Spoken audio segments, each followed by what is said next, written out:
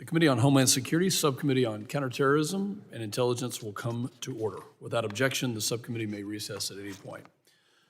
The purpose of this hearing is to examine, unfortunately, the growing threat of anti-Semitism within the United States, particularly as it relates to the circumstances surrounding the killing of Israeli embassy staff in Washington, D.C., as well as assessing the current counterterrorism measures in addressing the threat of anti-Semitic violence targeting Jewish Americans and foreign diplomats on U.S. soil.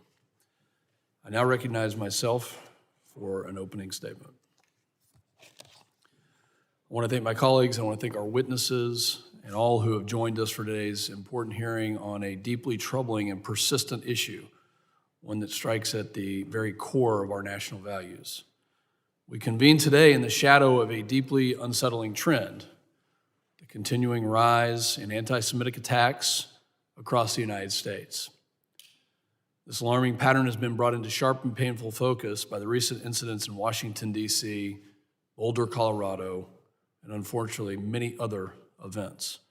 Here in our nation's capital, just a few blocks away from where we sit right now, 2 young and innocent lives were taken in a brutal attack at the Capitol Jewish Museum following an event for young Jewish professionals.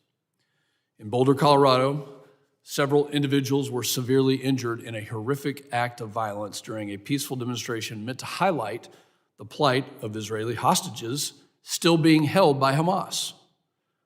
Most recently, anti-ICE rioters in Los Angeles, and in fact many other cities, have attacked federal agents, torching streets, defacing property, and assaulting officers for enforcing the law.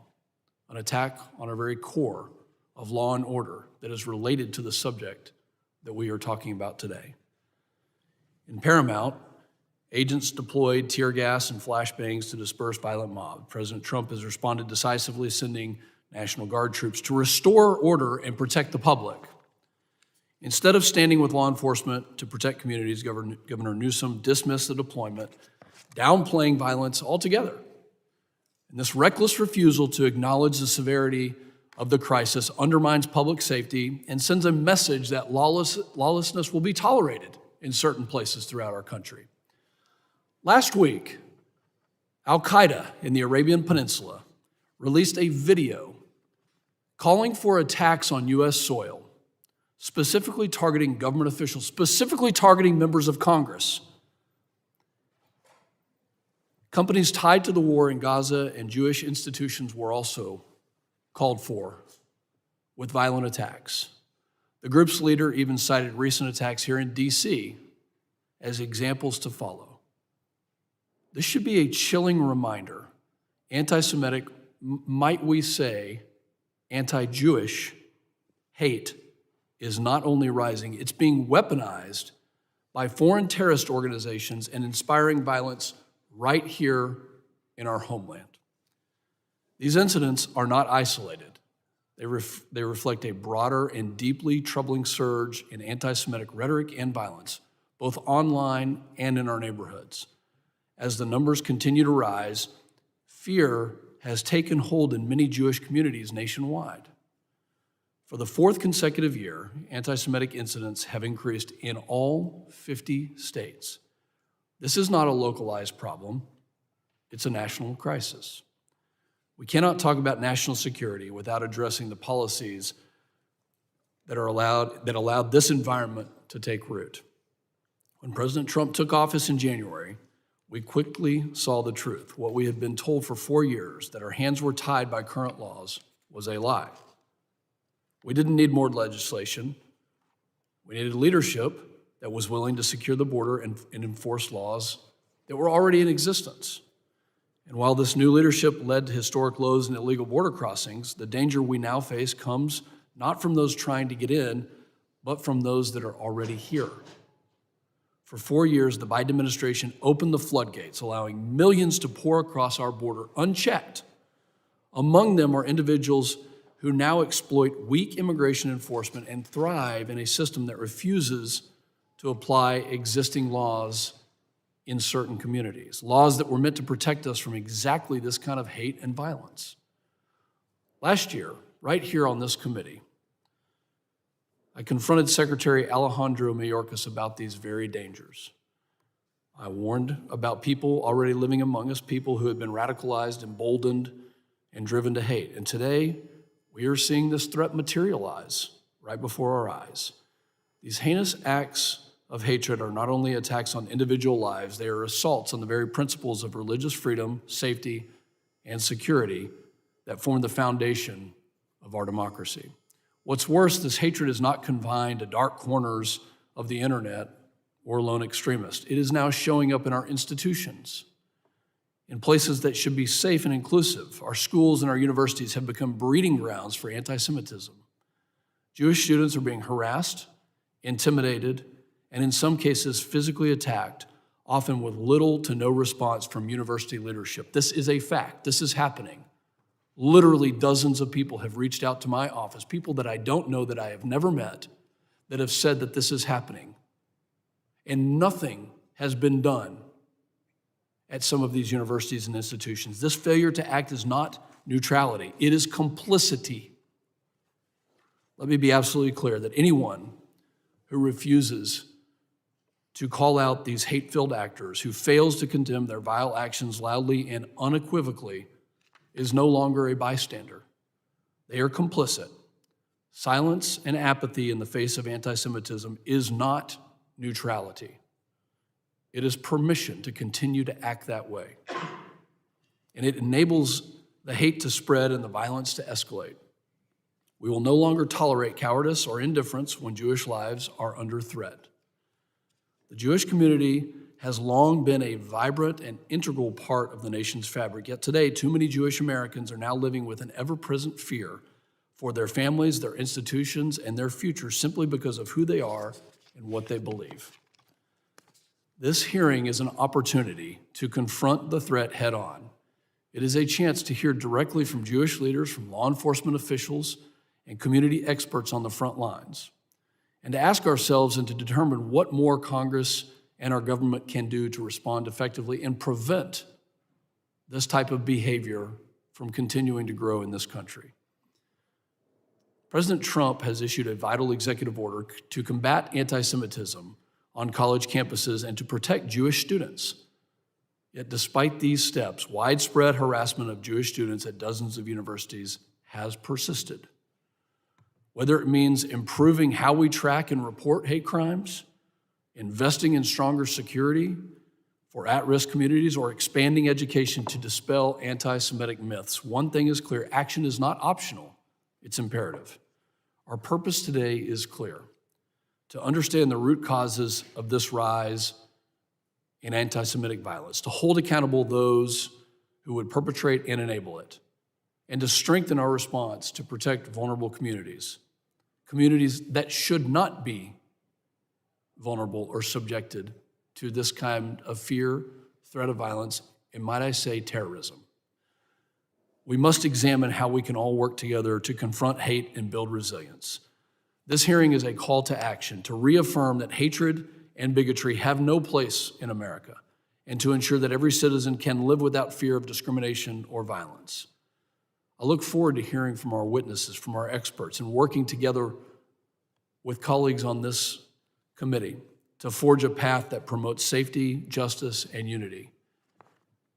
My hope today is that those that serve on this committee, regardless of party affiliation, will boldly condemn the actions that have led to violence against the Jewish community, the actions that just a couple of short weeks ago took the lives of two young, innocent Americans, the actions that have threatened our communities in places like Boulder, Colorado.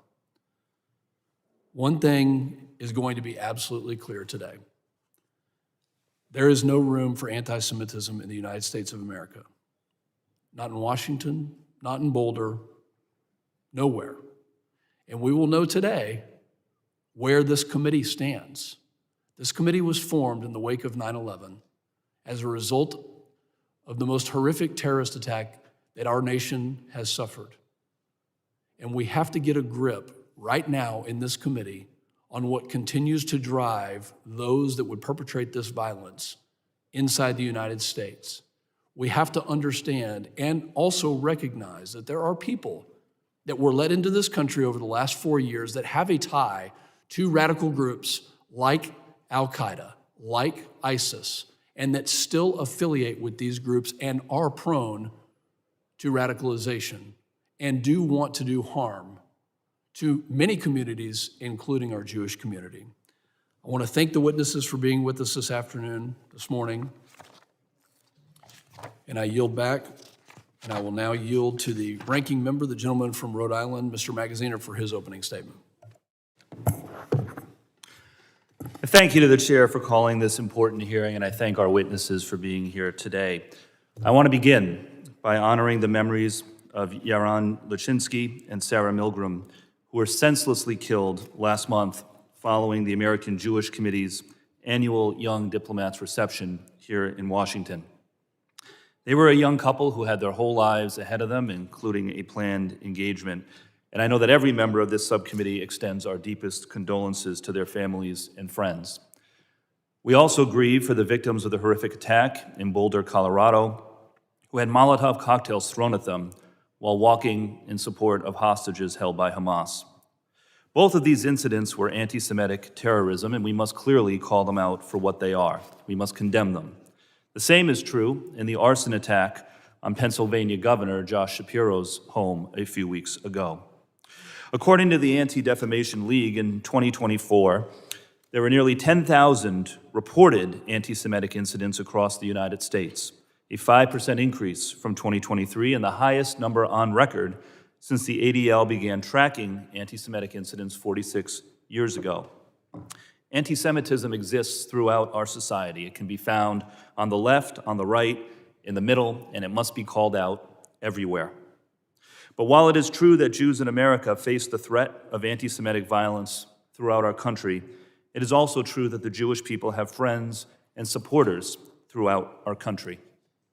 In the year 1790, President George Washington visited the Touro Synagogue in my home state, in Newport, Rhode Island, and prayed with the local Jewish congregation to demonstrate his wish that America would be a country welcoming of all faiths, and specifically the Jewish faith. Now, this is personal for me as well, as the son of a Jewish father and a Catholic mother. I have family who were driven out of their home countries due to anti-Semitic violence. I have experienced personally, as have other members of my family, anti-Semitic harassment here in the United States. It is a daily fact of life, unfortunately.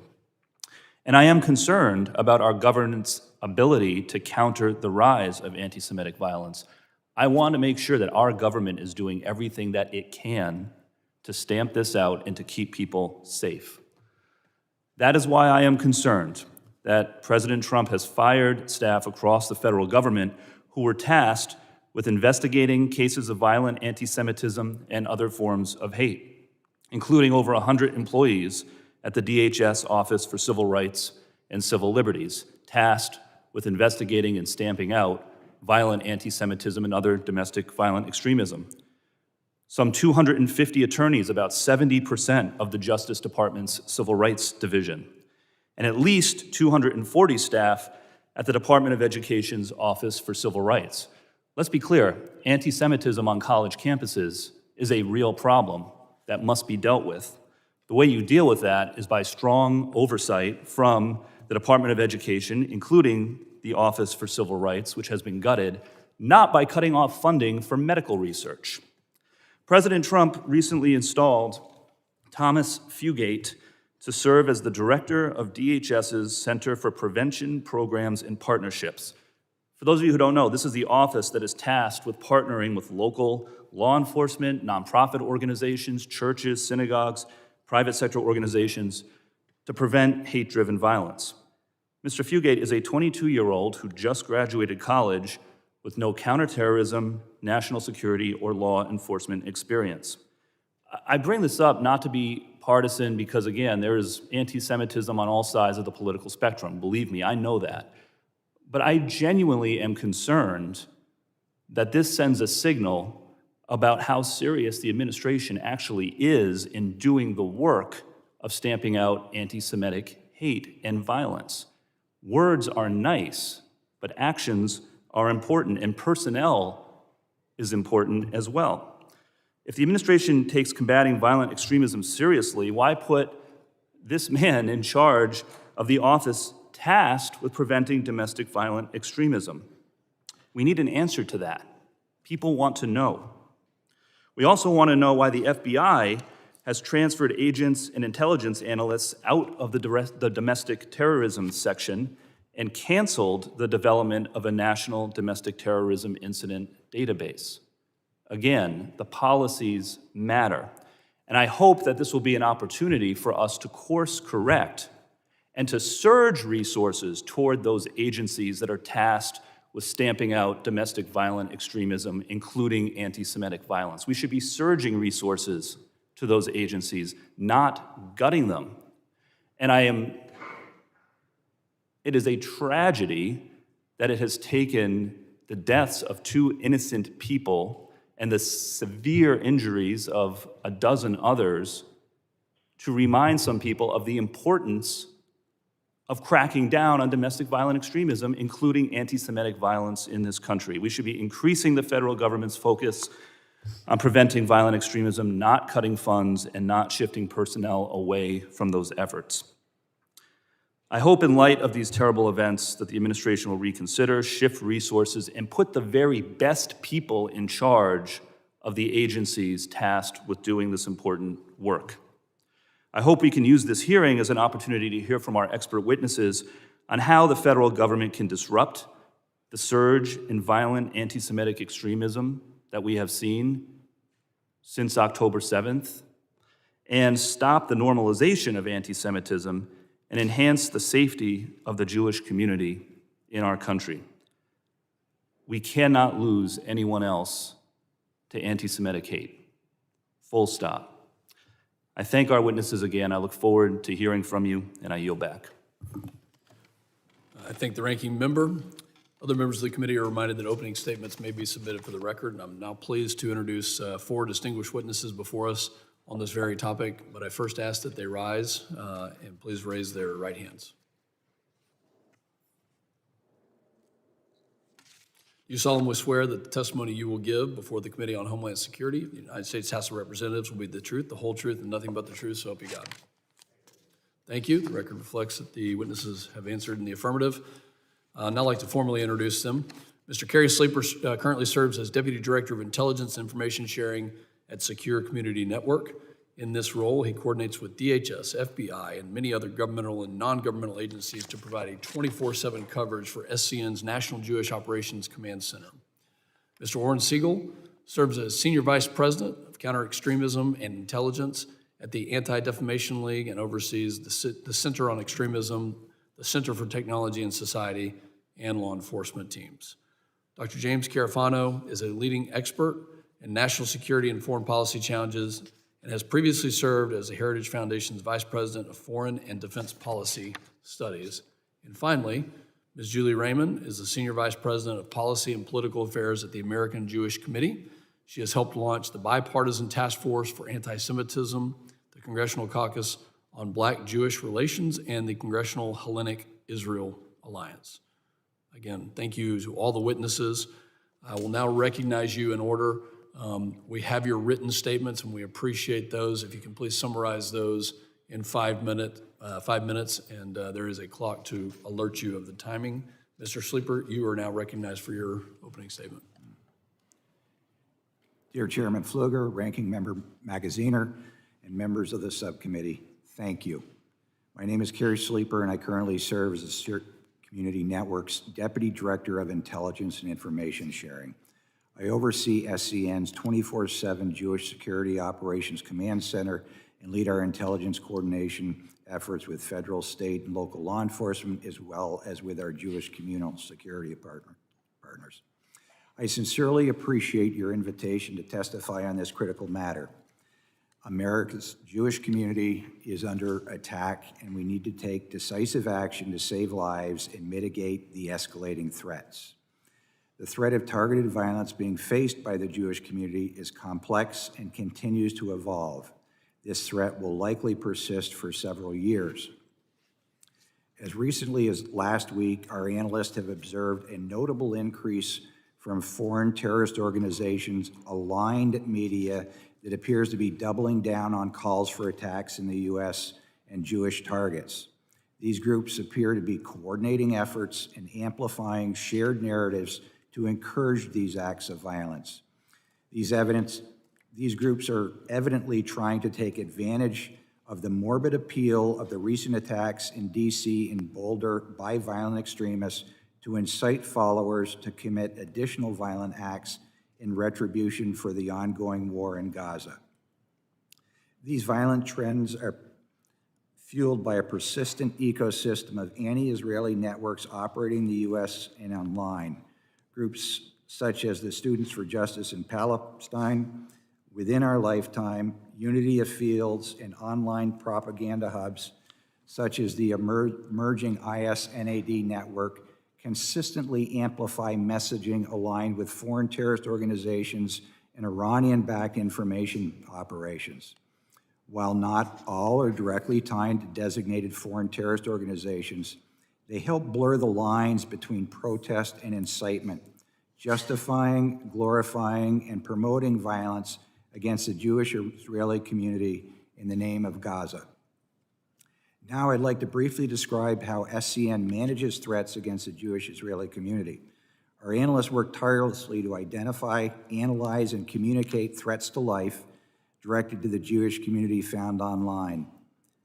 Threats to life are defined as threats to kill or maim a victim, with the perpetrator being assessed to have the intent and capability to carry out the threat. Our analysts utilize state-of-the-art technology and keyword algorithms to search the surface, deep, and dark web for threats specifically targeting the Jewish community.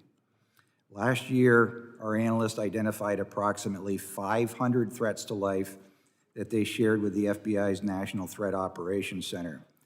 This year, SCN is on track to surpass 700 threats to life, a 40% increase, reflecting both the rising threat environment and the operational demand placed on our analysts and infrastructure.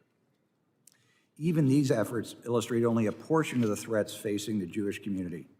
Following the 21st May shooting outside the Capitol Jewish Museum in D.C., SCN analysts identified approximately 6,000 violent threats targeting the Jewish community posted on social media in just a one-week period of time. SCN has issued strategic warnings for over a year that the war in Gaza would have serious domestic implications, including a surge in anti-Israeli, anti-Jewish, and anti-Semitic attacks, many of which have now materialized as our analysts had warned. Our analysts assessed that as the conflict continued, Jewish and Israeli communities in the U.S. would face elevated threats from pro-Palestinian or anti-Israeli violent extremists. Over the past 20 months, every analytic brief SCN has produced has warned of this rising threat, exacerbated by online incitement from Iranian-linked groups and designated foreign terrorist organizations, including Hamas, Hezbollah, Al-Qaeda, and ISIS, which have promoted and justified violence against Jewish civilians globally under the banner of retaliation for Israel's military action in Gaza. If our adversaries are coordinating their actions, so must we. We are long overdue for a national strategy to specifically combat targeted violence against the Jewish community. To date, our community's front line for defense against these acts have been nonprofit organizations like the one you see in front of you, including Jewish communal security organizations.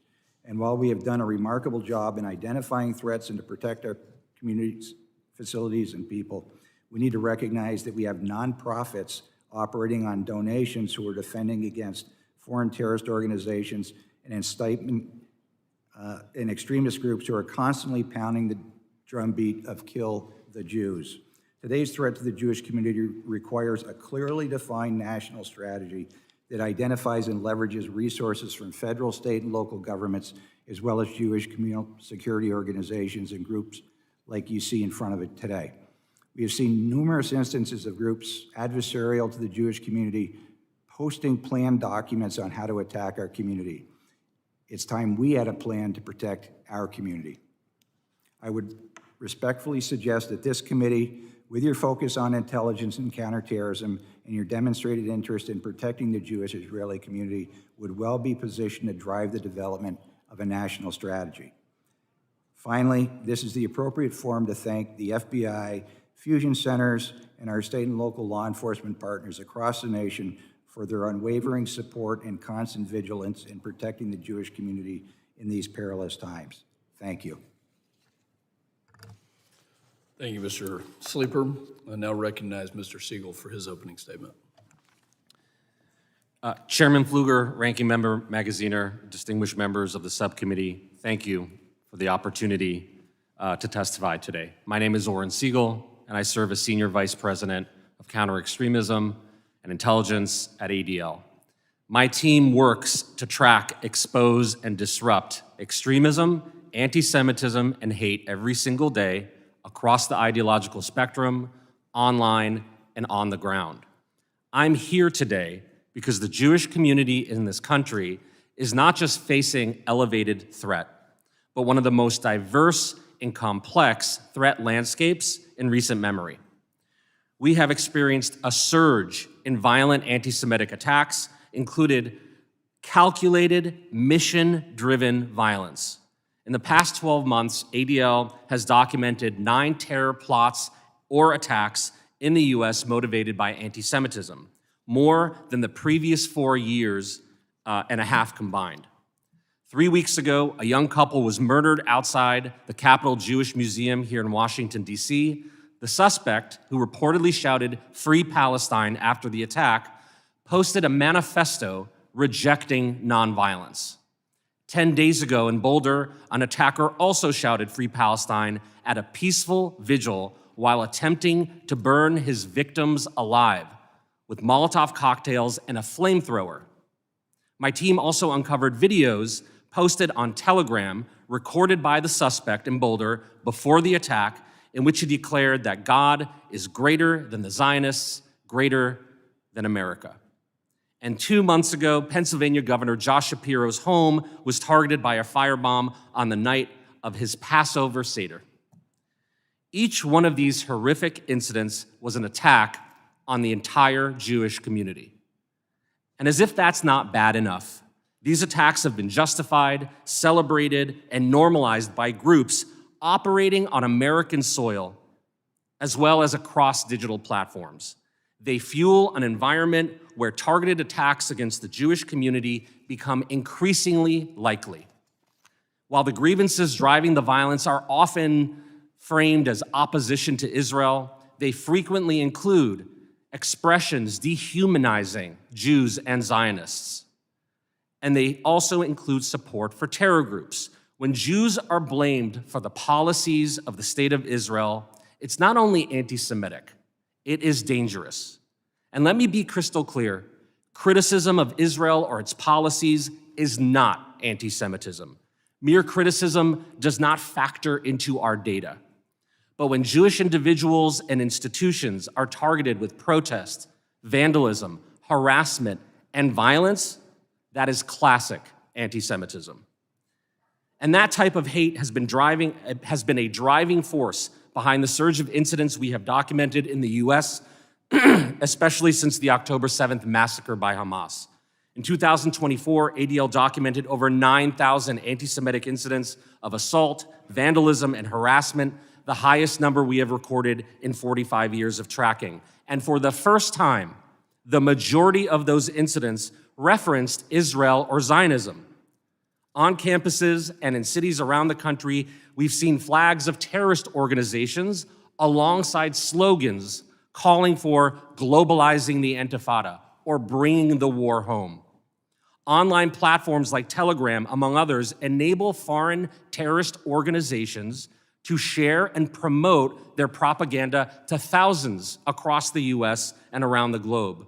Groups like Samidun, Unity of Fields, and even some Students for Justice in Palestine chapters have crossed a dangerous line, amplifying terrorist propaganda.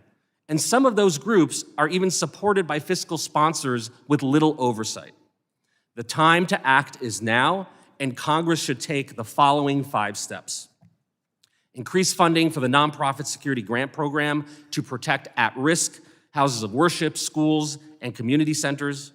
Invest in community-based violence prevention, such as DHS's CP3. Empower the Interagency Task Force to combat anti-Semitism, ensuring it has a mandate and resources to coordinate across federal agencies. Pass the Anti-Semitism Awareness Act and the Holocaust Education and Anti-Semitism Lessons Act to strengthen the accountability in our education system. And finally, address hate on our digital platforms by enforcing transparency and cracking down on violations of material support laws. Despite years of warnings and mounting data, anti-Semitism and the violence that it animates continues to be dismissed, minimized, and politicized. Too many families are asking the ADL, is it safe to be Jewish in public? And while Jewish communities are strong and resilient, they cannot be expected to bear this burden alone. We need leaders to condemn anti-Semitism without hesitation. The federal government has the tools and the responsibility to act. Thank you, and I look forward to your questions.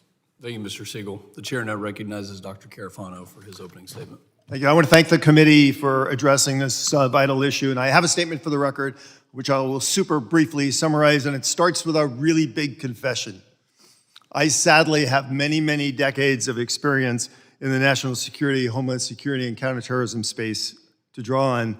And so when I was asked for this hearing, I just started with one very simple question. So from that perspective of what's worked and hasn't worked over decades, and if your goal is to reduce the threats of terrorism in the United States and enhance public safety, what are the single most important things you could possibly do?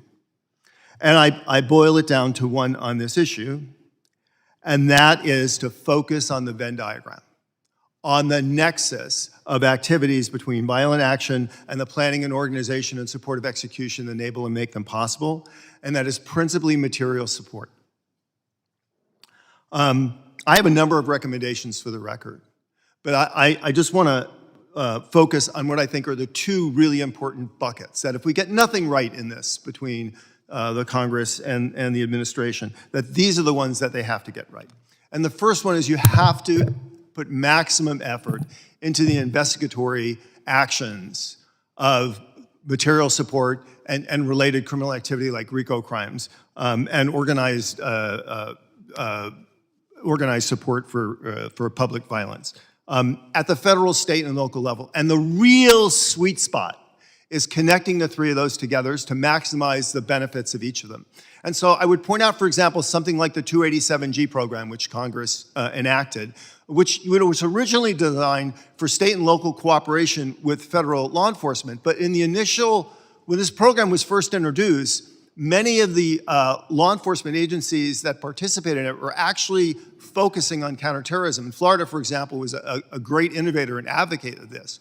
So it is a perfect program to illustrate how you can bring those resources and authorities together to really expand your investigatory actions. And I think what the committee has to ask is are there other areas we can expand this in, not just in terms of immigration enforcement, and not just in the DOJ space, but in the Homeland space and under the authorities of Homeland Security and possibly in other areas as well, commerce, treasury, and so on. The second area is cutting one of the most vital sinews in the connection between material support and violent action, and that is terrorist travel. Everybody remembers the 9/11 report. Very few people remember that the 9/11 Commission considered terrorist travel such a vitally important task that they wrote a whole separate volume just on that. And so I think any of the range of activities which are really designed to thwart malicious travel and presence and entry in the United States are extremely efficacious in helping diminish the capacity to provide material support and reducing the likelihood of terrorist actions. So border and immigration enforcement, deportations, denial and revocation of visas. I think all of these are absolutely critical support for this. And I just want to end by thanking the committee for having this hearing and taking this mission on, because truly you are doing God's work. Thank you. Thank you, Dr. Carafano. The chair now recognizes Ms. Raymond for her opening statement.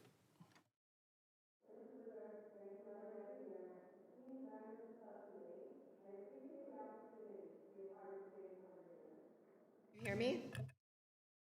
Now you're on. Now I'm on. Okay. I appreciate the opportunity to be a part of today's very important conversation, and I'm grateful for your bipartisan leadership in addressing the anti-Semitism crisis in our country. Much has been said about the tragic murders of Sarah Milgram and Yaron Lashinsky, so I just want to take this opportunity to say, because they were cherished friends of AJC, and because they were murdered outside of an AJC event, to again extend condolences to their families and to thank the Secure Communities Network for the extreme amount of support and assistance that we've received from SCN since that incident happened, as well as before. That attack, as well as the one that followed in Boulder, simply occurred because their attackers considered all of those who support Israel's existence, and perhaps even all Jews, to be proxies of the Jewish state. As we see horrific acts of violence being committed under the guise of resistance, it's clear that a disturbing and increasing number of people consider all Jews to be responsible for Israel's actions and to somehow, therefore, be deserving targets of hate, discrimination, and violence.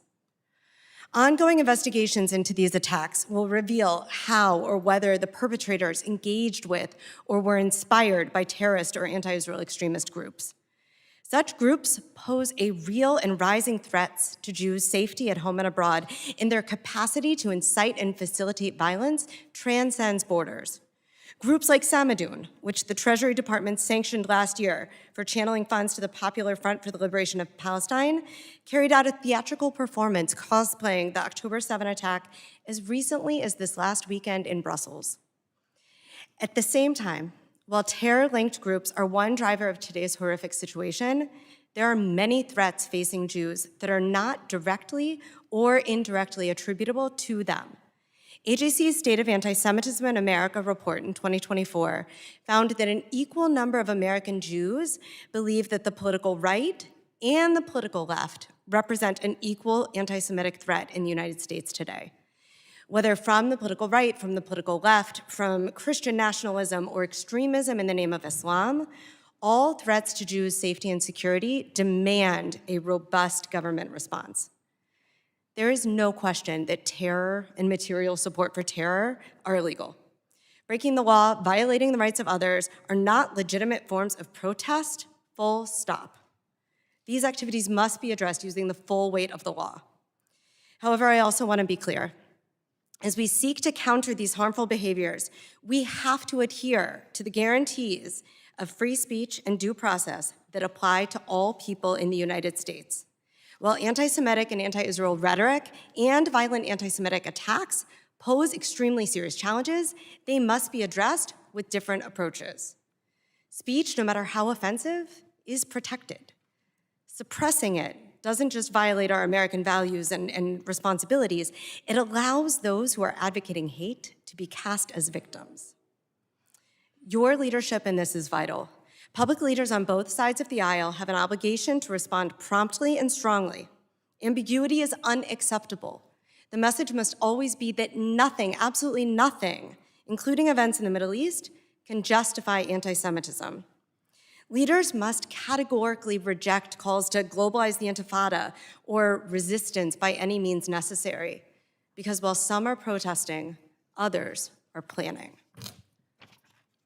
In addition to strong, specific, and public condemnation, there are other critical ways that Congress can act. The exorbitant amounts doled out for Jewish communal security are, in effect, a Jewish tax. Congress should provide at least $500 million for the Nonprofit Security Grant Program administered by FEMA, which has been underfunded for years, and support the Center for Prevention Programs and Partnerships, CP3, which strengthens our country's ability to prevent violent and terrorist activities. These programs and other anti-terrorism grant programs must be appropriately resourced and staffed. To address anti-Semitism online, Congress needs to pass fundamental reforms to Section 230 of the Communications Decency Act and press social media platforms to enforce and strengthen their own policies that relate to anti-terrorism and incitement to violence. There is also a real and urgent need for the government to adopt a broader, comprehensive strategy to counter anti-Semitism and foster American Jewish life. Congressional advocacy in favor of a national action plan and a point person to lead interagency coordination can make an important difference in making this happen. It is only by addressing anti-Semitism holistically, regardless of political or ideological source and inclusive of both anti-Semitic rhetoric and violent attacks, that we can counter this surging anti-Semitism, which I think we can all agree is not just a problem that faces American Jews, but affects American society and democracy as a whole. Thank you, and I look forward to your questions. Thank you, Ms. Raymond. Members will now be recognized in order of seniority for 5 minutes of questioning, and we may elect to do an additional round of questioning. I now recognize myself for 5 minutes of questioning. And I appreciate hearing from everyone, especially hearing about free speech. And Ms. Raymond, your comments are, you're absolutely right that we have to protect free speech, that we have to be able to express views in no matter whether we agree with them or not, and then acknowledge that there's a line. So what I want to ask, because it was mentioned by Mr. Siegel, is, so Mr. Siegel, I'll start with you. When somebody at a protest says free Palestine, how does the Jewish community receive that? Context is always the key with any slogan, and that includes chants of free Palestine. I think, in many protests, if some in the community hear that, they don't really think twice about it. But I think if free Palestine is used to write graffiti on a sukkah or a Jewish institution, that's a very different context. Is that a call to violence? Free Palestine inherently is not calling for violence on its own, but if it's being yelled at when somebody's trying to burn people alive, you could bet it is. Okay, do Jewish students in a rally that seems to be heating up in a way that is trending towards what could be physical violence, when somebody screams free Palestine with a Palestinian flag, is that received by Jewish students on universities as a rally cry for violence? Yeah, I mean, even thought amongst Jewish students is not monolithic. I think different students may take it in a different way. I think what is important to focus on is when those types of sentiments or slogans are used when targeting specifically Jewish students or other individuals elsewhere.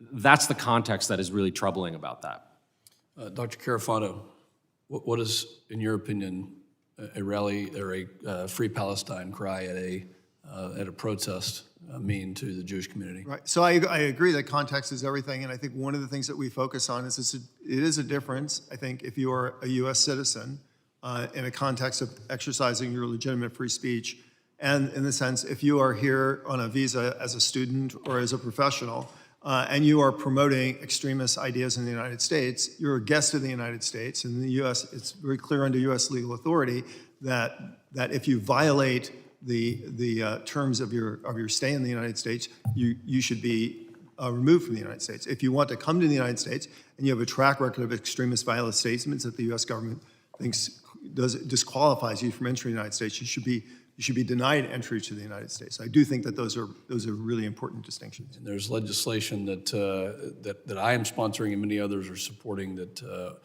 gets at the heart of the overstay of those visas, especially those that would perpetrate those attacks. And Mr. Sleeper, when you think about the terrorist in the Boulder, Colorado event, what was this person's mindset? How did they become radicalized? How did they get to the position where they are espousing these foreign terrorist organization ideals and this viewpoint of anti-Semitic and violent action?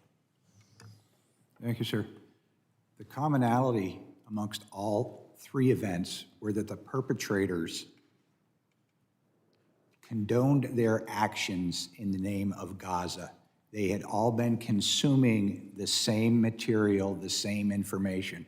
When you have 3 events, violent events, targeting the Jewish community within 8 weeks, and all 3 offenders say the same thing, use the same terminology, it's clear that there is a consistent message being conveyed, and that message is targeting the Jewish community, and it's being conveyed by everywhere from foreign terrorist organizations to nation-state actors like Iran. Their goal is to do whatever they can do to incite violence against the Jewish community. Thank you. Ms. Raymond, should those on a visa studying at a university, participating in some sort of protest, so not American citizens, but those on a visa, should they be allowed to burn an American flag at a university? I want to start off by saying... And scream Free Palestine? Yes, I want to start off by saying that to be in America as a resident, as a student, is a privilege. It is not a right. And for those who are not upholding our values or threatening the safety and security of Americans, there needs to be some process for consideration of removal. Burning an American flag, shouting Free Palestine, are elements of that freedom of speech. And there are, as has been discussed before, a great many interpretations of what that means, of what those types of messages mean, right? For many who would say, for example, from the river to the sea, right? They're seeing that ignorantly as a synonymous for a free Palestine, right?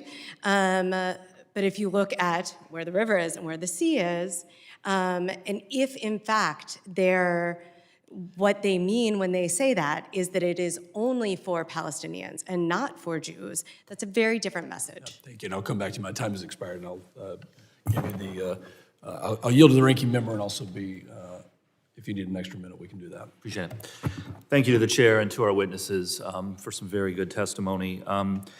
I'll start with Mr. Siegel and your recommendations, which were very helpful. Your first one was expanding funding for the nonprofit security grant program. That resonates with me because I know in my district in Rhode Island, we have numerous synagogues, churches, schools, mosques that have utilized that program. This is a federal program that helps those religious and community-based organizations get the security upgrades that they need to keep people safe. Cameras, facial recognition, et cetera. As of yesterday, and I believe this is still the case, the Trump administration has still not awarded $210 million of nonprofit security grant funds from fiscal 24, and has also not even noticed the funding for fiscal 25, an additional $274 million for availability. So that's in total nearly $500 million that the administration is withholding in nonprofit security grant funds, to say nothing of the budget for next year that they've proposed, which is also inadequate. So can you just, help us out here? Part of our job as Congress, as members of Congress, is to hold the administration accountable and to make sure the administration is doing everything that it can to protect people from anti-Semitic violence in this country. Can you just speak some more about the importance of releasing these grant funds right away and why the administration needs to act immediately on it? Yeah, thank you for the question. Attending an event at a Jewish museum or marching or walking peacefully to show solidarity with hostages, or walking to class, or even just walking down the street in Brooklyn should not be an act of courage. But that's where we are. Yeah. And so the community is feeling vulnerable. This is a crisis moment, and we need to rely on our leaders and the government to help protect communities when they are at most risk.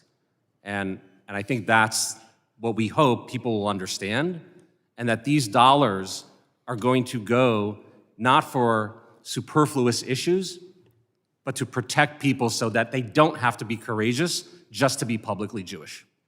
That's very well said. Thank you. And I'll just say again, I mean, I genuinely appreciate that the administration has stated that cracking down on anti-Semitism is a priority. It should be. But the actions need to follow the words. And a very basic action is to release the nearly $500 million that Congress has already appropriated for the nonprofit security grant program so that lives can be saved. Your second recommendation had to do with the CP3 program. Again, for people at home who may not be familiar, can you explain what that is and why it's important? Yeah, the Center for Prevention Programs and Partnerships at DHS, the idea there is that it would help prevent mass casualty attacks and extremism, not just respond to it afterwards. And my sense is that based on some of the work that was done there, they helped save lives. You know, anti-Semitism is the lifeblood of many extremist movements, both domestically and globally. And so if we can push back against the narratives that we know animate people to violence at the earliest stages, the community will be safer. And that's what CP3 has the potential to do. It's about preventing people from becoming radicalized, especially young, impressionable people. And if I could, just again, I mentioned this earlier, but this, again, is the agency that President Trump has appointed this individual to lead. Mr. Fugate, a 22-year-old who just graduated from college earlier this year with no law enforcement experience, no national security experience, no intelligence experience. So I think what a lot of us are wondering is why? Why, like, there are plenty of qualified people out there. Is this the best we can do? I think there are some who are speculating that it's because the administration intends to shut down the CP3 program entirely, and Mr. Fugate is there as a placeholder while it's wound down. It's from what I understand, there's been significant firings and layoffs at CP3, which would support that theory. But the answer is we don't know. Now, if this is some whiz kid who is qualified somehow to lead this important office, then I think we at least ought to get him in here to ask him some questions about what his vision and his plans are. And you know, with the extra minute that the chair was kind enough to grant me, I'll just ask any of our witnesses, does anyone feel comfortable having an individual with Mr. Fugate's profile and experience leading an office like CP3, given the charged environment that we're in right now? Yeah, look, I'd just like to say that if you look at the entire federal architecture in the 4 years that got us here, I think it was an abysmal failure.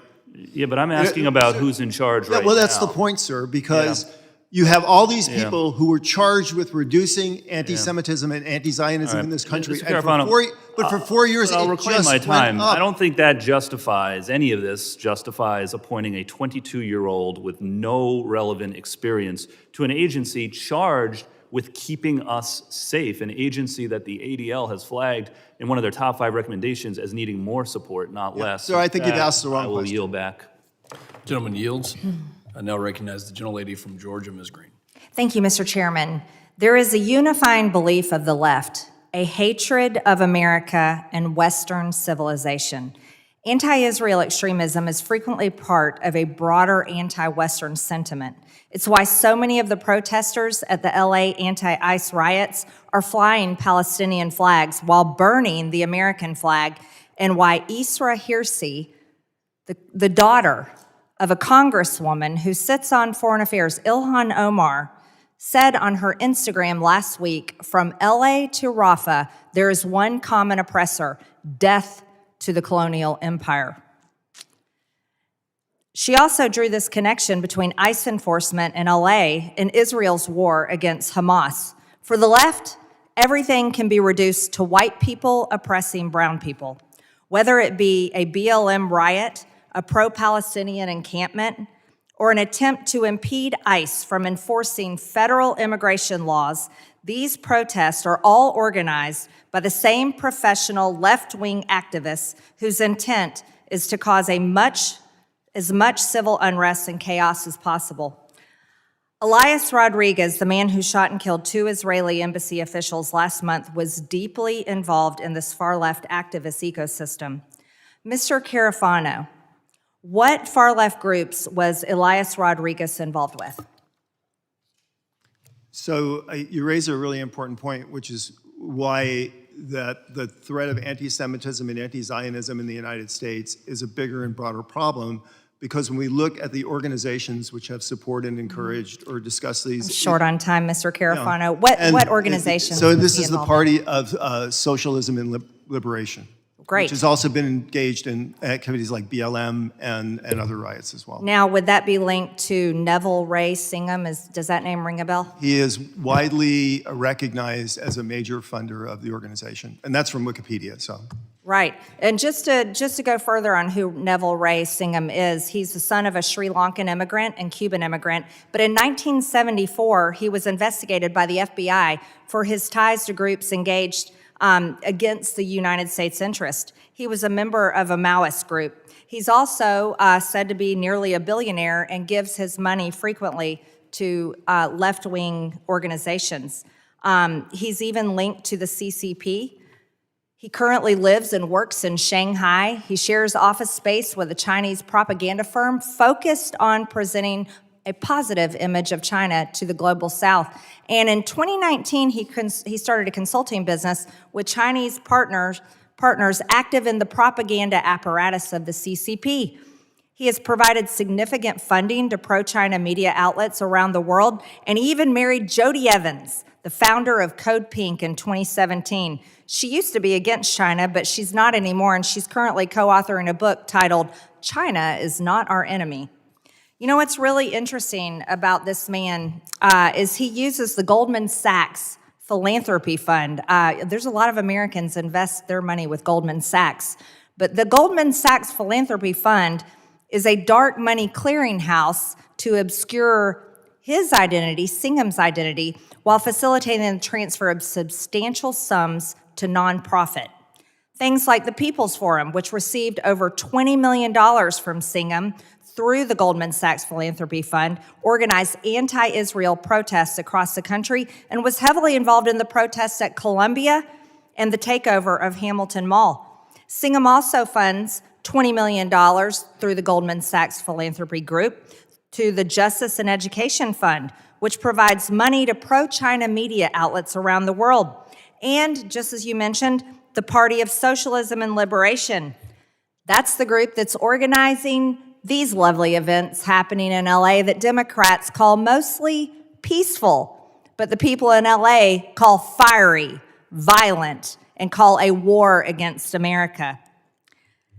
He also funded, and unbelievably, the pro-Palestinian protests around the country and on campuses, and Elias Rodriguez, the man who killed the 2 young Israeli diplomats.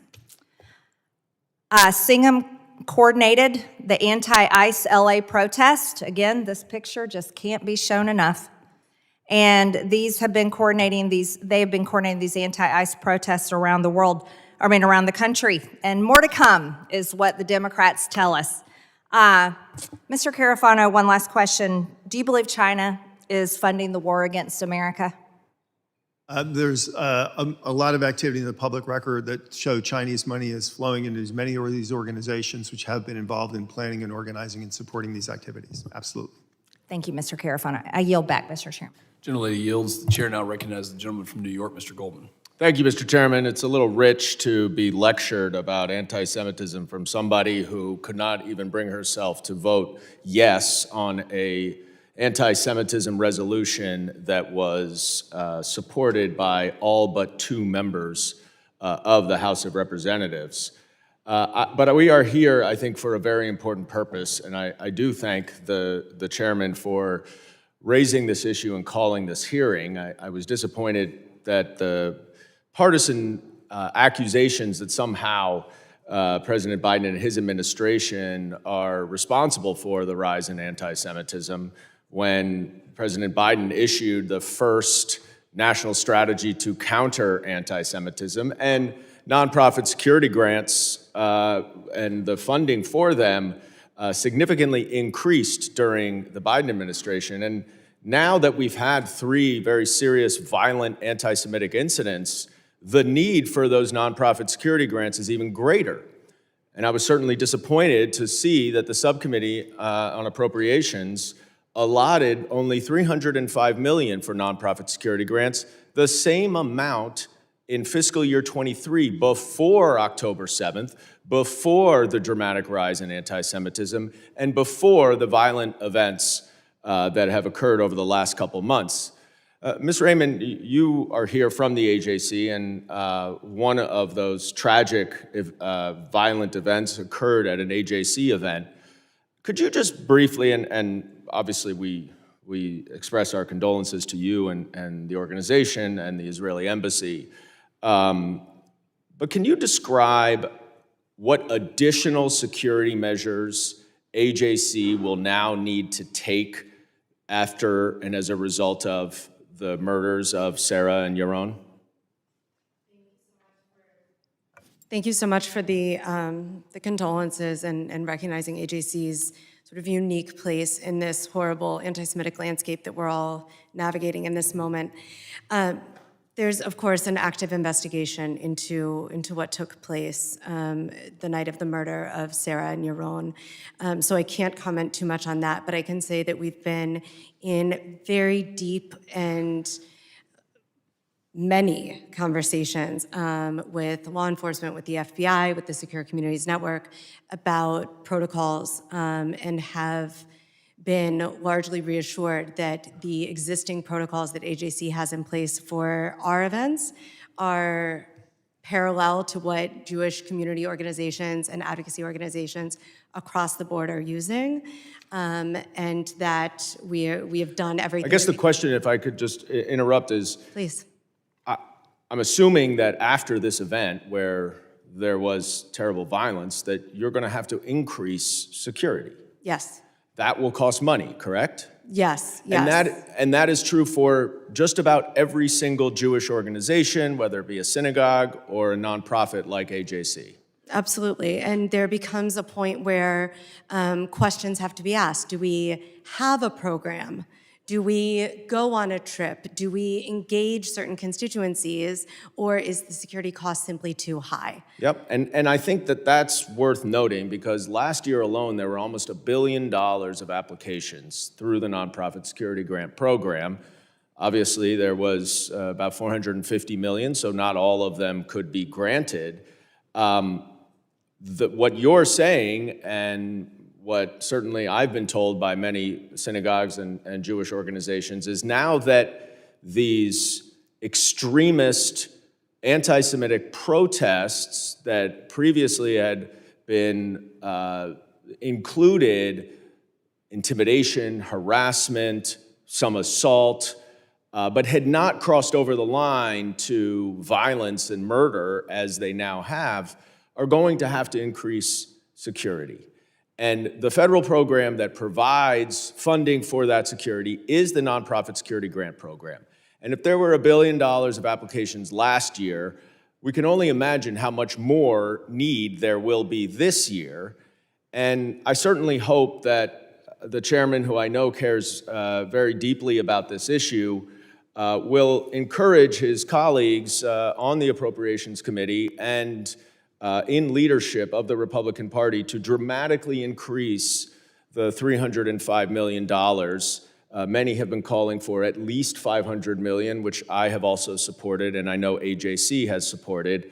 And it is absolutely essential for the Jewish community that the nonprofit security grant funding be significantly increased from last year, not decreased.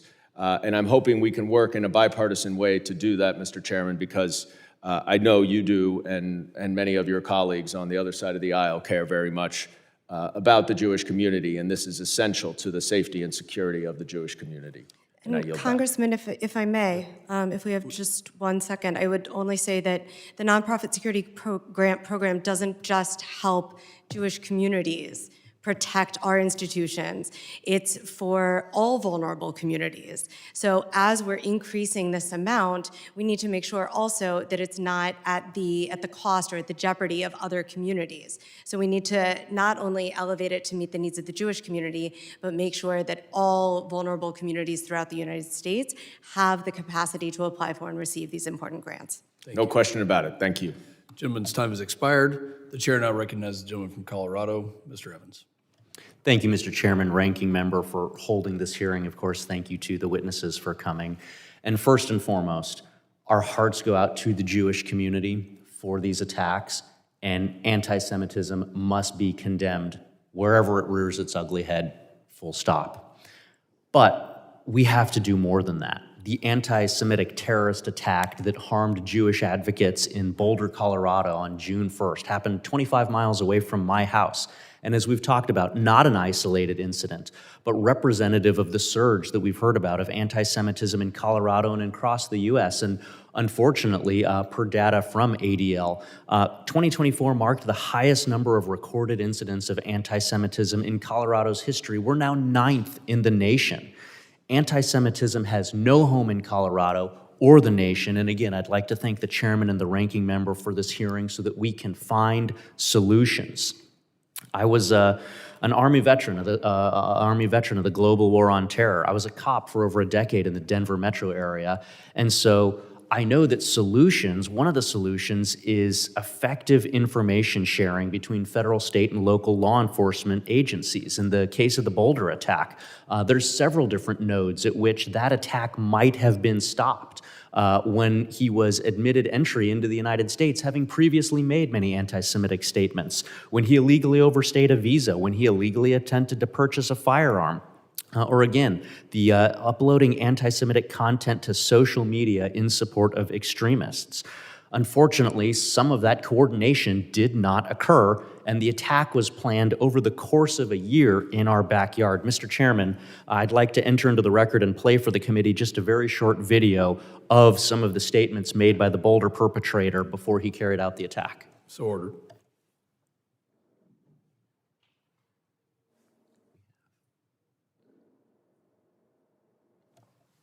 And let's suspend the time until we can get the video.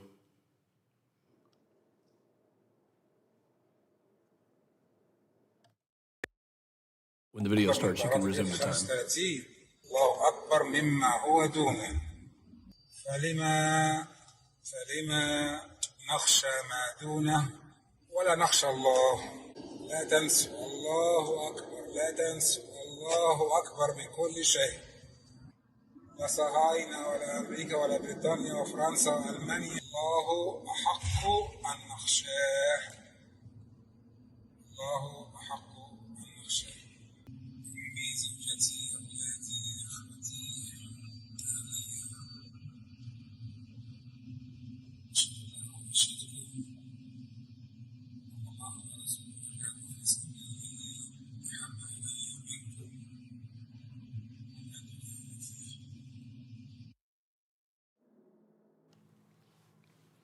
Thank you, Mr. Chairman.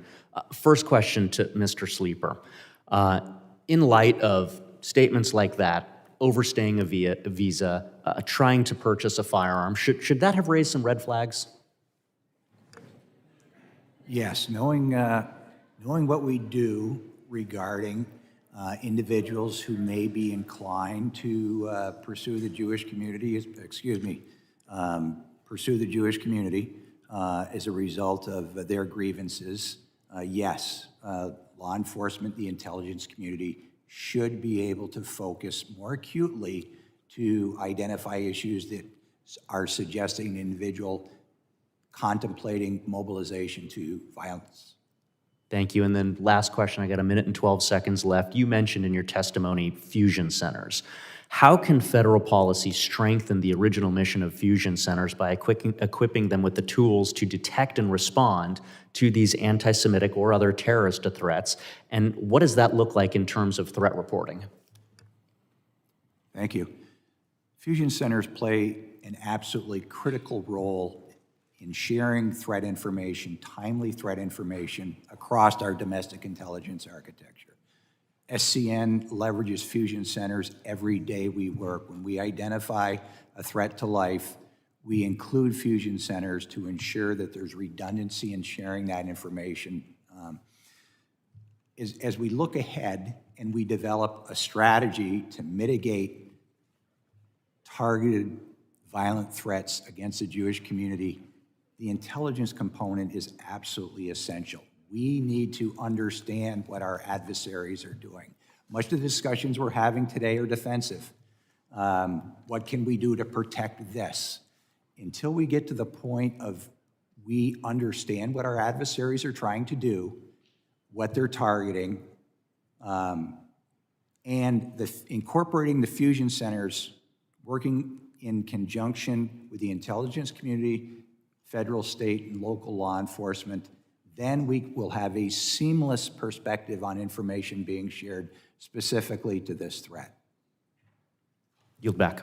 Gentleman yields. The chair now recognizes the gentleman from Puerto Rico, Mr. Hernandez. Thank you, Mr. Chairman. I represent probably the largest Jewish community in the Caribbean, and I take the responsibility very seriously.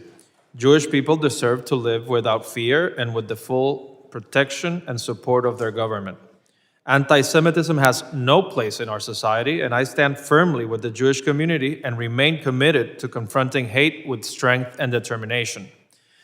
Part of my commitment includes investigating and understanding how anti-Semitism spreads online, how it spreads through digital spaces like encrypted platforms such as WhatsApp and Signal, or social media platforms such as Facebook, X, Instagram, YouTube. And decisions by these companies, and full disclosure, I used to work for one of them, have an impact. We've seen how loosening content restrictions at Meta have led to an increase in anti-Semitism online. For example, a spike in anti-Semitic comments on the Facebook accounts of 30 Jewish members of Congress. Now, Ms. Raymond, while I disagree with the idea of reforming or changing Section 230, because I believe that Section 230 is what enables content moderation without liability, I think we can find some common ground with some minimum level of oversight, right, of moderation. Do you think that social media companies should reinstate previous policies around hate speech? Social media companies have a lot of work to do, both in terms of reinstating previous policies, increasing the number of content moderators. There was a trend to have more humans monitoring social media and looking for problematic posts. That trend, unfortunately, is changing. And without the humans who are trained to understand what's going on, it's much harder to combat. With regard to Section 30, I would very respectively push back and give an example. You remember the attack in Paris on the Bataclan Theater in 2015, where 90 were killed. There were clear examples of how social media had inspired and allowed for that attack to be facilitated. An American was killed in that attack and sued the social media company. The initial court deemed that they were liable, but they could not be found guilty because of Section 230. So American lives are engendered because social media platforms cannot be held liable. No one's saying that they need to be liable for all of the hatred or all of the ridiculousness that exists on social media. That's what they're built for in a lot of ways. But there need to be some lines. Yeah. And when there's clear incitement... I'm sorry to interrupt because I also have another topic that I want to move on to, but I do agree with the fact that we do need standards around content moderation. And I would be open to legislation at least requiring some auditing of whether those companies are enforcing those standards and their success rates. Yes. But I do think that we need to protect their intermediary liability status because it's crucial to protect freedom of expression and also for the platform's functioning. But naturally, we can continue this debate for eternity. And I agree with your point that online harm can lead to real-world harm, and that's something that we need to guard against. I'd like to switch over to the controversy surrounding Harvard and the limited time I have left. You know, I understand that there is much to be done by universities across the country to ensure that all their students feel safe on campus. But Harvard has implemented several initiatives to ensure that its Jewish and Israeli students feel supported and have a strong sense of belonging. And I disagree with the administration's decision to freeze over $2 billion in critical funding to a university known for groundbreaking research, and using the pretext of failing to address anti-Semitism on its campus is deeply misguided. My question is for Mr. Siegel. Given the ADL's partnership with Harvard to develop tools and best practices for combating anti-Semitism, can you share what measurable impact these initiatives have had so far in supporting Jewish and Israeli students on campus? Well, I'll just start by saying, to effectively combat anti-Semitism, we need to safeguard those efforts from political exploitation. I would also say that, banning foreign students from attending a university or removing their accreditation, that's not going to solve the anti-Semitism problem. And I agree. I think we have to stand strongly against anti-Semitism, but we also have to stand strongly against weaponizing anti-Semitism for political gain. I yield back. The gentleman yields. We will now enter a second round of questioning. Only those that were here for the first round will be allowed to ask a second question. If somebody new who was not here for the first round comes, then they'll be allowed to ask, but it'll be a single 5-minute period. The chair now recognizes myself for 5 additional minutes of questioning. Mr. Sleeper, you talked about the threat of future attacks, and you said that you're worried about the attacks, that SCN has predicted that there will be a rise. What about those? So we saw in the case of Boulder that this was a visa overstay issue. Are you worried about those that entered this country illegally that had a tie to terrorism? Could they also pose a threat? Well, certainly if there's individuals in this country that have a tie to terrorist organizations, they should be a priority in monitoring. Ties to terrorist organizations, without a doubt. Yes, sir. And do they pose a threat to the Jewish community? If there's an individual in this country that has a tie to a terrorist organization, we should consider them a threat to the Jewish community. Okay. Yes, Mr. Chairman. Dr. Carafano, when I think about the lawlessness that is happening across our country in many cities, talk to me about are these protesters in some cases being paid to go from city to city to protest, whether it is from the river to the sea mindset or an anti-ICE mindset? Are there common threads that we see in these protests? We do see organizations that have, in the public record, supported activities, including the BLM riots, the anti-Semitic riots that we've seen at universities and other places, and people in California. This is undeniable. Now, the question, as I said in my testimony, the key thing is material support. It's a real crime. It is a red line. Now, I'm not accusing anybody of having conducted material support, but the answer is, where do you look for material support? You look for people who are involved in activities that result in harm to the public, whether it's a terrorist act or public violence. So when you see communities that fail to take these protests seriously, when they do cross the line of protected speech to an area where it's not protected, violence, threats of violence, and those types of things, is there an incentive in these communities to continue to foment this type of attitude? And is that leading to the growing danger and the growing threat across our country? I think it's a general threat estimate. We could say that a lot of the organized public violence that we've seen in the last half decade is what we would call top-down, right? It's not like the civil rights movement. It's not like people saying, let's block the bridge in Montgomery, Alabama. It's people being organized and sent to the streets. And we're seeing the same people or the same groups organizing across a range of different issues. So if you say, is there an external threat of a button to push to say, when do we want to create public discord in the United States and make that happen? We've seen a series of occasions now where there appears the answer to that is yes. And then, as I said, the real question is, because we're worried about public safety, if that crosses over into material support. Now you just don't have somebody that's fomenting public unrest for political motives, for international motives, but you might have people that are actually creating a physical threat to American citizens. Ms. Raymond, you talked about having both sides of the ideological spectrum covered. That doesn't matter that you see it on both sides, but characterize those that are committing these, that are inciting these violent protests right now. What side of the political spectrum are they on? The ones that are screaming from the river to the sea and free Palestine in a way that incites violence and protest? Certainly what's been, I think, most jarring for many in the Jewish community over the past few weeks has been the shift from what we had seen as sort of peaceful but uncomfortable protest to violent protest. There's no question about that. Which side of the political spectrum do they lie on? They're coming from the far left. And according to our survey, I didn't give this statistic before, we ask American Jews, where are you most concerned about the threats? And 33% say the far left, 33% say the far right, 33% say Christian nationalism, and 33% say extremism in the name of Islam. What I want to hone in on right now, though, is these protests have been going on for quite some time, for several years, in fact, and they've become more violent in nature.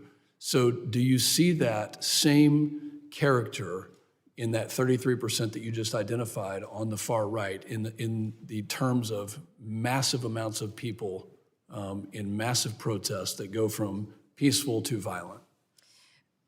The really tragic part of what we are seeing in anti-Semitism in America today is that we cannot look in only one direction.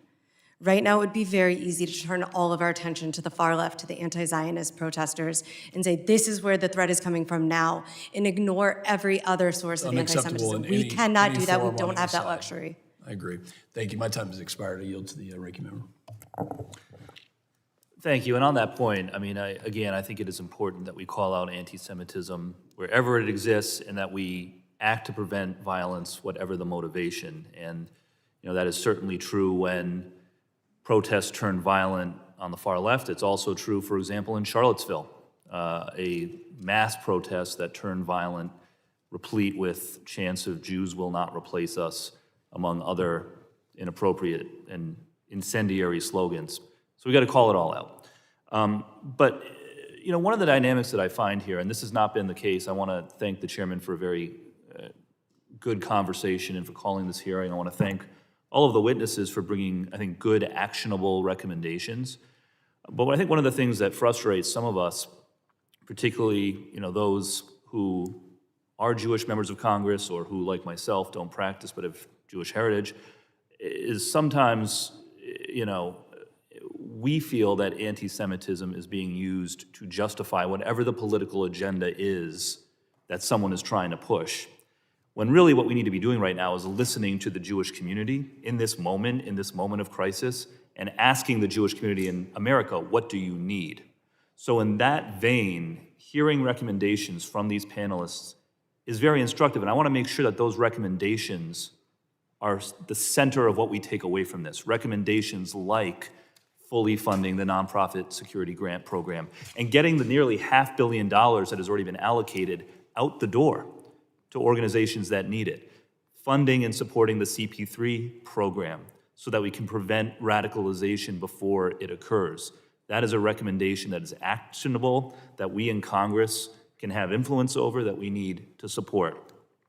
Another recommendation that I noticed in Mr. Siegel's testimony had to do with the Office of Civil Rights in the Department of Education. And I think particularly in the higher education conversation right now, that's important. So I'd like to offer you a moment, Mr. Siegel, to explain the rationale for that recommendation and why it's important. Yeah, I mean, we need to kind of attack where we are seeing anti-Semitism, and I will say it's not only on college campuses. We're seeing it, throughout our society. We're seeing it online. We're seeing it at the mouths of some of our leaders. But I think, when you think about ways to try to attack this issue before it gets worse, finding ways to deal with it when people are younger and giving them alternatives is going to help prevent future issues of anti-Semitism.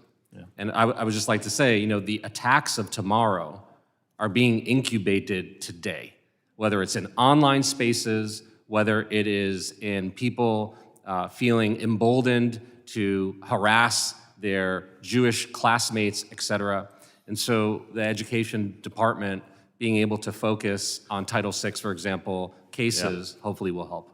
That's incredibly important. I agree. And again, just for the record, I stated this earlier, so far this year, the administration has cut at least 240 employees from that office at a time when we should be surging resources. The way to deal with anti-Semitism on campuses is by having strong Title VI enforcement, by having the Department of Education exercise oversight, not by cutting funding to medical research, not by turning away the best and the brightest from around the world who want to study in the United States. So again, I just want to make sure that we are listening to what our expert witnesses here are asking us for as a Congress, and that the administration is listening as well. Look, I do retain optimism. I believe that we can get past this period of divisiveness and hate that we're living in, and we can build a brighter and better future, but we need to put the resources in the right places. Support DHS, support law enforcement, support the people who are doing the work of enforcing Title VI, do the actual work, put the funding where it belongs. This is not a time to be pulling back. And yes, going after hate online is absolutely essential. And I'll just end on this. The social media platforms will pretend that they are neutral conduits for speech. But when their algorithms amplify certain kinds of content that promotes violence, content that promotes hate, when their algorithms do that, they are not being neutral. The algorithms are not neutral on those platforms, and therefore they have a responsibility to exercise their power responsibly. If they don't, then Congress has a role to step in. So thank you all again. I yield back. The gentleman yields. Chair now recognizes the gentleman from Colorado, Mr. Evans. Thank you, Chairman.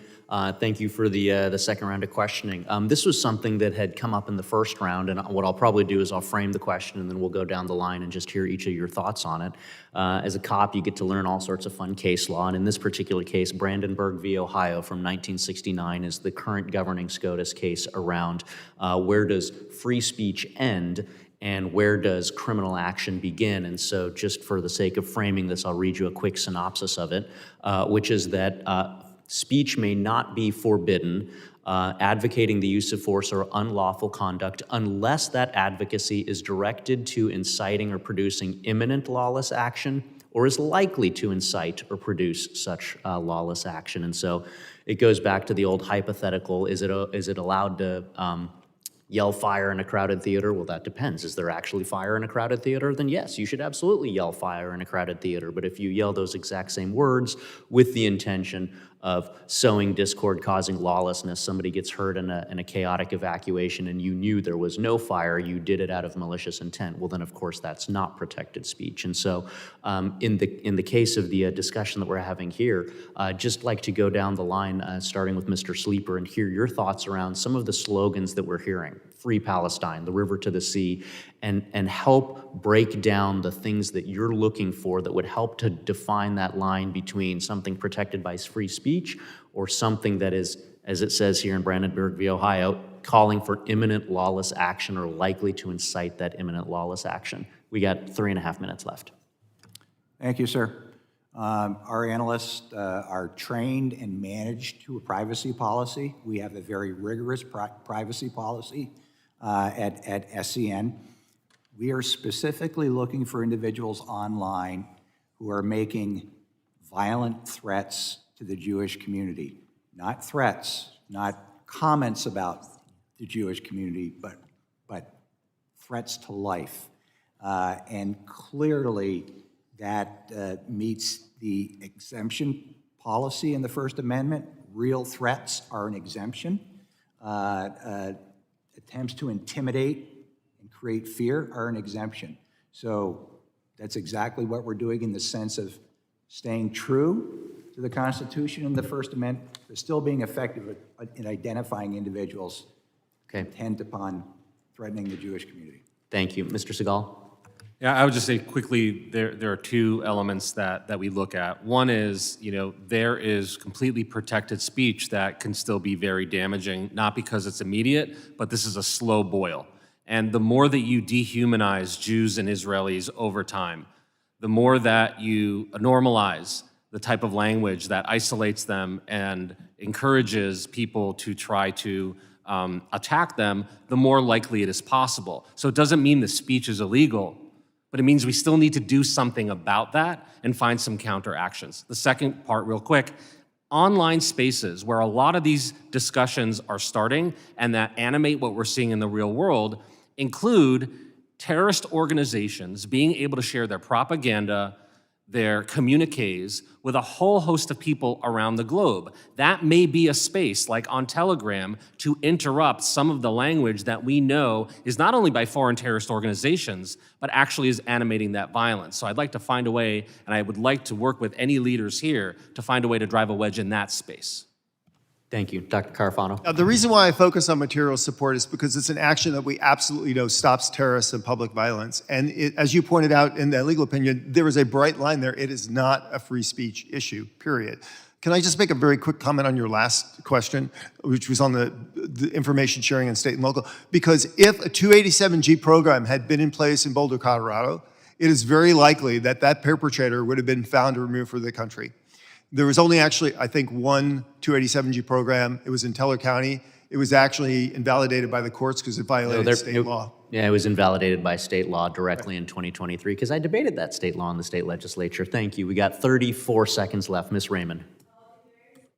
I'll be very speedy. I want to echo what Oren said about whether it's permissible or not. We have a responsibility to push back against language and rhetoric that when it seeps into the consciousness of even some, if not all, can be dangerous, and flag for the subcommittee a resource from AJC called Translate Hate that is a visual glossary of anti-Semitic terms and tropes that sometimes hide in plain sight. It talks about when they are and when they may not be anti-Semitic, and it includes terms like from the river to the sea, globalize the Intifada.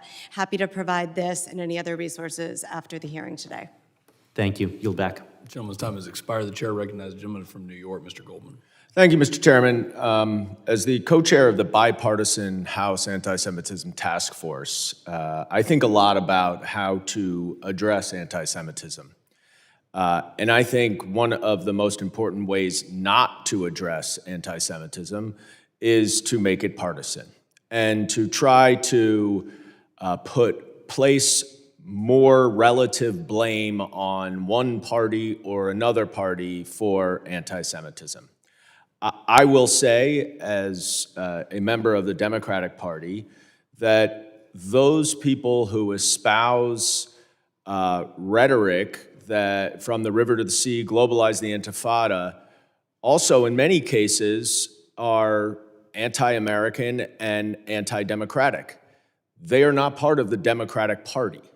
They are extremists. I don't know if they're part of any political party, but I and many of my colleagues disavow them. They're not part of our party. If you are anti-American and anti-democratic, then you are not part of any party. And I hope we can stop trying to place more blame on one or the other and use it for partisan gain or political points.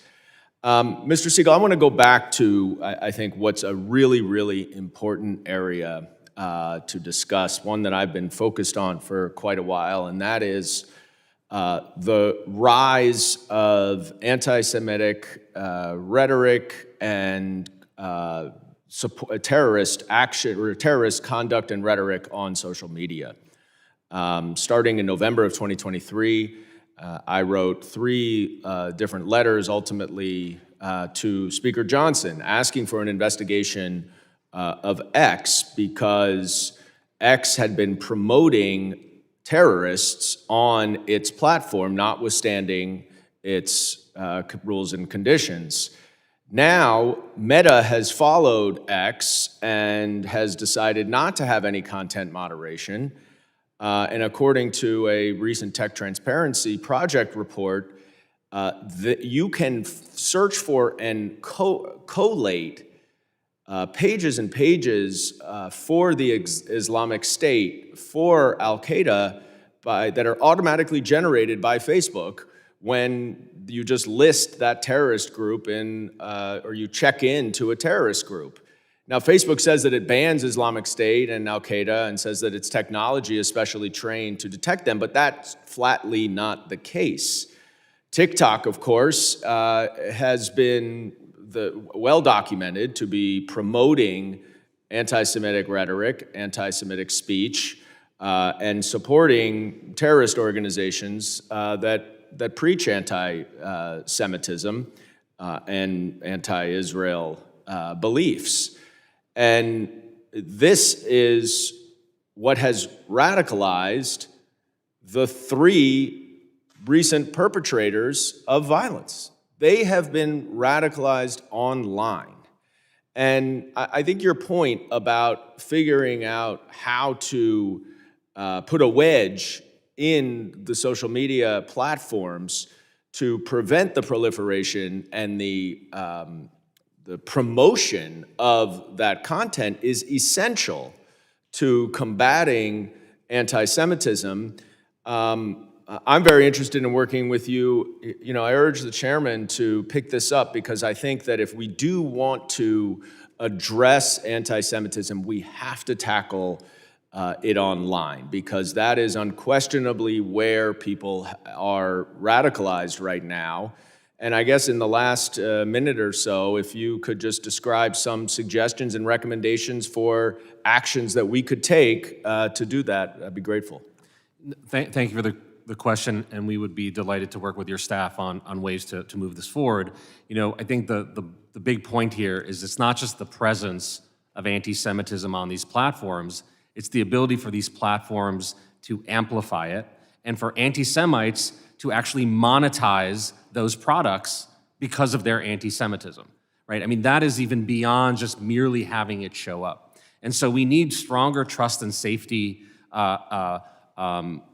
parts of these organizations, which have been decimated by some of them. We need to make sure that there are teams that are actually, whether it's using automated technologies or human beings, like they need to enforce their terms of services, right? I mean, they already it's that simple, right? They have the regulations, they have the restrictions, they're just not enforcing them. Right, and you know, ADL, for example, we have a hate symbols database. We have all sorts of information that if someone's really looking for anti-Semitism and hate, all they have to do is train their algorithms on what we provide, which is publicly available, to identify that hate, and then make a dent into those types of exploitation of their platforms by anti-Semites. But there needs to be a willingness there. They need to want to put people over profits. And frankly, if they're not going to do it on their own, I think government needs to step in and provide an opportunity. And Mr. Chairman, I appreciate the extra time, and I really sincerely hope that we can tackle this issue because it's incredibly important on the issue of counterterrorism and anti-Semitism. Thank you for the extra time. Gentleman's time has expired. The chair recognizes the gentlewoman, Ms. Powell. Thank you, Mr. Chairman, and to our ranking member, Magaziner, for holding this very important hearing today. Let me just begin by indicating that clearly the rise of the anti-Semitism in the United States and across the world is alarming, especially after the October 7th terrorist attack. The anti-Semitism attacks have increased exponentially. No one should feel threatened or scared because of who they are, and we must call out anti-Semitism each and every time that it rears its ugly head. Today, I want to point out, though, that President Trump and his administration has cut vital federal programs, funding, and programs that are key in fighting against anti-Semitism. These freezes and cuts must be reversed immediately. It's something I've actually spoken about here in this very committee. My first question, what I'd like to direct it to Deputy Director Sleeper, let me just make reference to the fact that these non-profit security grants is a critical federal resource that helps organizations at a high risk of terrorism and other extremist attacks improve their physical security and prepare for the myriad threats they face for synagogues, mosques, churches, schools, and community centers. This program is not only is not the only medium to obtain the protections that they need to keep their community safe. Unfortunately, as I pointed out, to date, the administration has not released any notice of funding opportunity for the fiscal year 2025 or conducted its usual public webinar to help potential applicants understand the grant application process.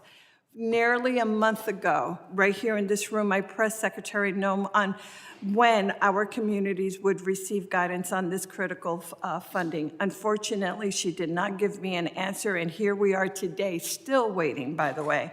So, with that, Deputy Director, how are the delays in receiving the notice of funding opportunities, along with the absence of public-facing guidance like the webinar, impacting the ability of vulnerable organizations and groups to access resources necessary to protect their communities? Thank you. The nonprofit security grant has and should continue to be an essential component of a comprehensive security strategy to secure Jewish facilities. Well, thank you. We obviously know that, but unfortunately, I just want to stress the fact that that is still ongoing and not released, and that is something that we're all advocating for, but unfortunately, that is still something that has not happened. We also recognize that homegrown, violent extremists and domestic terrorists prey on our Jewish community. This is why our New Jersey Office of Homeland Security identified attacks from these groups as the highest threat to New Jersey. But inexplicitly, the Trump administration is redirecting counterterrorism personnel and funds that should be used to fight homegrown domestic terrorism. For example, the FBI field offices across the country has been ordered to reassign agents away from our counterterrorism and counterintelligence. Recent anti-Semitic attacks at the Capitol Jewish Museum in Washington, D.C., and in Boulder, Colorado, underscore the urgent need to double down on efforts to combat domestic terrorism and simply not walk away from them. So with that said, Mr. Siegel, how does redirecting, once again, the federal resources from the homegrown extremists and domestic terrorists affects the safety and security of the Jewish community? It affects the safety and security of the Jewish community. We need to seize this moment now when the Jewish community is in a crisis of violence and anti-Semitic incidents targeting the Jewish community to make sure that we are using every opportunity to uplift, invest in, not contract, funding in those entities that will help protect the Jewish community. So I know I have 5 seconds, but let me just say, I hope that you are sharing that thought and making that statement to the front office, the White House, so that these funds can do exactly what you're talking about and advocating, making sure to protect that, because that is not happening. I yield back, Mr. Chairman. Thank you so very much. I'm sorry for mispronouncing your name, Mrs. Poe, earlier. I'll now recognize the ranking member for a very brief closing statement, and I'll follow as well. So again, I want to thank the chairman for calling a hearing on this absolutely essential topic. Thank our witnesses for doing an excellent job today and coming, I think, with a very thoughtful and also productive approach to this hearing and giving us some good recommendations that we should absolutely consider and act on. Look, a lot's been said already. I'll just say it again. I think both in Congress and from the administration, when it comes to combating violent anti-Semitism, we need not just rhetoric, but also resources. That is important, and it cannot be overstated. So I'm going to continue to fight for those resources. I hope and I expect that we'll have bipartisan support in that effort, and that we will all continue to find the inspiration to call out anti-Semitic hate wherever it exists, that we will continue to work together to meet this moment that we're in, and combat the culture of hate that unfortunately has taken root across much of our society. I'll end. I open by referencing President Washington's visit to the Touro Synagogue in Newport, Rhode Island. It was an important signal 235 years ago from our first president that he wanted our country to be a place that was welcoming to all faiths, and particularly the Jewish faith. And the building still stands. If you ever find yourselves in Rhode Island, I encourage you to visit it. It's quite moving and inspirational. In advance of his visit, he wrote a letter to the congregation that I'll quote from and end from now, and hopefully his words can inspire us as it inspired Americans in his time. He wrote, quote, "May the children of the stock of Abraham who dwell in this land continue to merit and enjoy the goodwill of the other inhabitants, while everyone shall sit in safety under his own vine and fig tree, and there shall be none to make him afraid. May the Father of all mercies scatter light and not darkness in our paths, and make all of us in our vocations useful here, and in his own due time and way everlastingly happy." And with that, I'll yield back. I thank the ranking member. And I think our witnesses agree with the ranking member on a thoughtful dialogue today with recommendations that are very helpful. And I'll note as an observation that there is a movement in our country to stifle free speech. It's real. It is happening in many different places. It's happening in universities. It's happening, in fact, in the last administration with the thought of a disinformation board to be run by this department, the Homeland Security Department. A horrible idea. And so we balance the safety and security of our citizens with free speech. And this is a hard thing. And the testimony that we've heard from each of you has been very helpful to balance that. And when protected speech turns into violence, when it turns into the threat of violence, when it turns into the inciting of violence, is where we cross over that threshold. And we will struggle with that here. I'm very glad to hear my colleague from New York talk about those who have made horribly, not just insensitive, but false and violent statements from one party or another. In the case, I believe that my colleague from New York was referring to those in his own party. And we do need to call out those who are making egregious and what can be referred to as inciting violent type of statements. I don't think it's just funding. I do think we need funding, but it's not just funding. It's policy. It's a willingness. It's the political will to stand up to an anti-Semitic mindset that unfortunately has permeated our society. It's a willingness to prosecute in places that are not upholding law and order. And whether it's an anti-ICE protest that turns violent or it's an anti-Semitic protest that turns violent, it's an unwillingness to prosecute those that is way more important than any sort of funding could ever be. And I think we know this because not a single law changed, not a single amount of funding changed, and the border immediately became secure. So yes, we will work on funding where we need it. And I agree with the ranking member that where we can put good resources to use, we will. But what I'd really like to call on is, and if this is equally across the spectrum a problem, as has been testified to today, which I'm not sure that I believe that, but if it is, then I hope that we will be able to call it out, because right now we do see an ideology that has permeated in a far left mentality that has attracted thousands of people. And I hope that I can count on the ranking member to call that out. And if and when we find out that there is an ideology that is associated with the other side that we can do the same. I think the safety and security of the Jewish community has been threatened. I'm glad that we're holding this hearing to figure out some of the facts with more research to be done to understand where legislation can be helpful and what we need to do to take the next steps, because this isn't a bipartisan issue, this is a nonpartisan issue.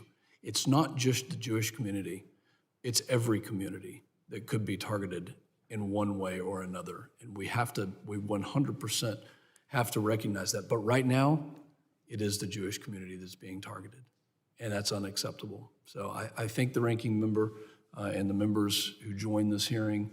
I thank our witnesses and commit to continuing to combat this and continuing to find good solutions. I want to acknowledge and say to the members of the subcommittee that if you have additional questions for the witnesses, we would ask the witnesses to respond to those in writing. Pursuant to our committee rules 7E, the hearing record will be open for the next 10 days, and without objection, this subcommittee stands adjourned.